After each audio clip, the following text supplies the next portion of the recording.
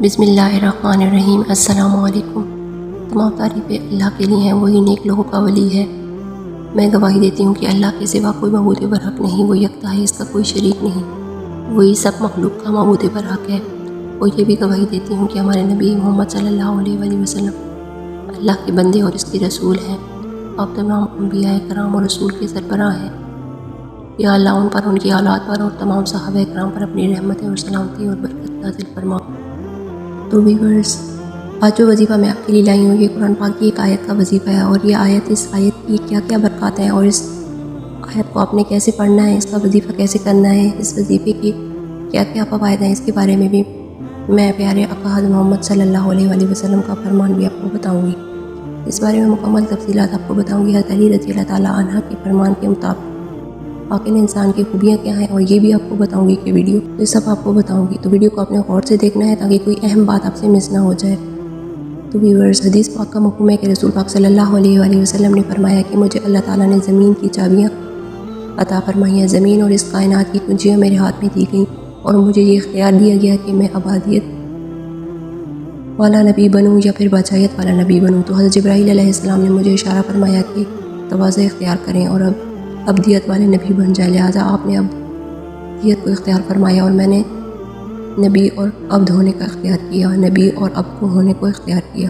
आप सल्लल्लाहु अलैहि वसल्लम वो शख्सियत हैं जिनके लिए ये ज़मीन सबसे पहले फटेगी और आप सल्लल्लाहु अलैहि वसल्लम इन तमाम इंसानियत की शफाअत कराने वाले होंगे। नस्रुम मिनल्लाहि व फतहुन करीब।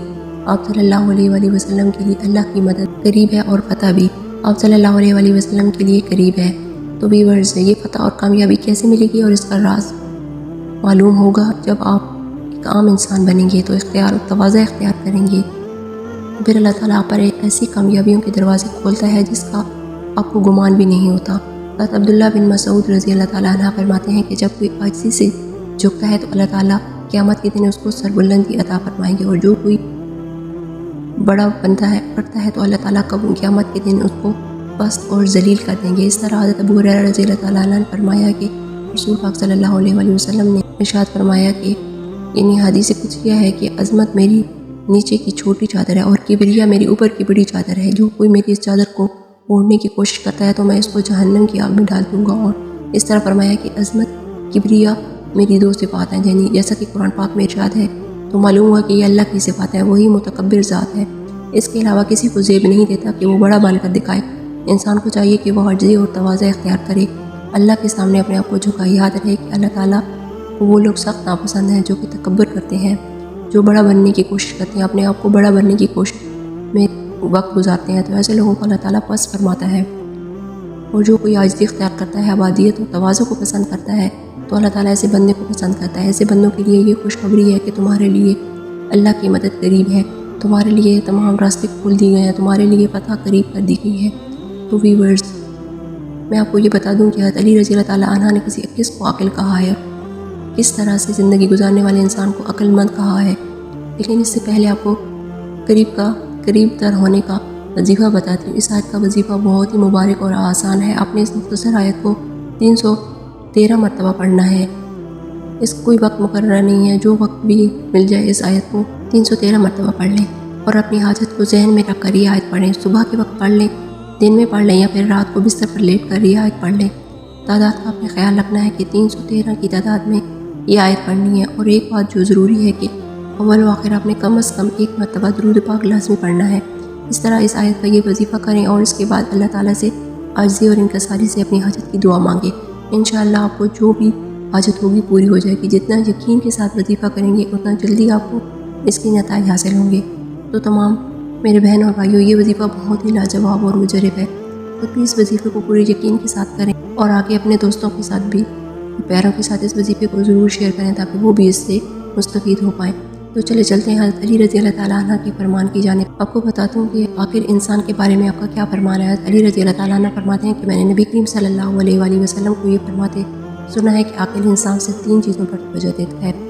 कस्बे माल की तरफ वो तवज्जो करता है, यानी माल कमाने की तरफ, आखिरत की तरफ, यकसोई की तरफ, और जायज़ लज्जतों की तरफ, यानी जो जायज़ ख्वाहिशात हैं उन पर तवज्जो दे। इस फरमान से ये बात मालूम हुई कि इंसान को अपने कस्ब माश पर तवज्जो देनी चाहिए اور یاد رہے کہ کسب حلال کے حوالے سے اور بھی بہت سی روایات ہیں۔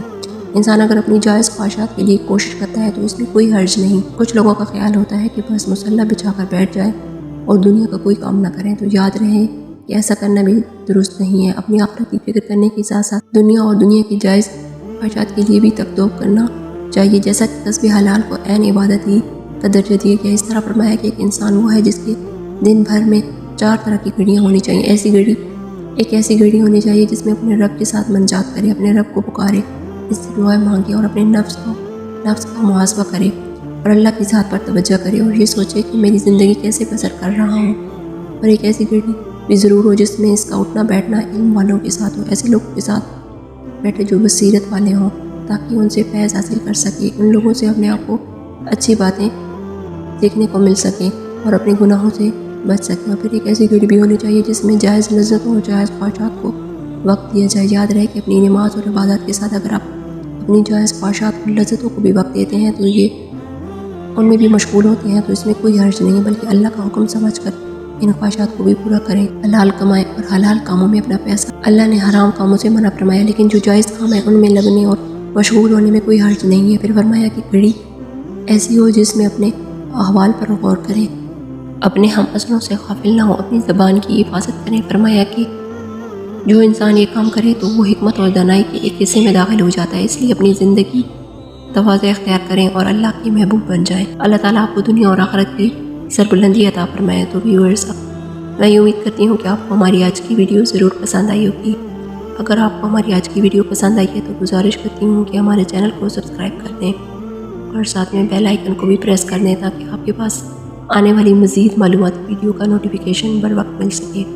سبسکرائب کے ساتھ ویڈیو کو لائک بھی کر دیں اور اپنی قیمتی رائے کا اظہار بھی کمنٹ سیکشن میں ضرور کریں۔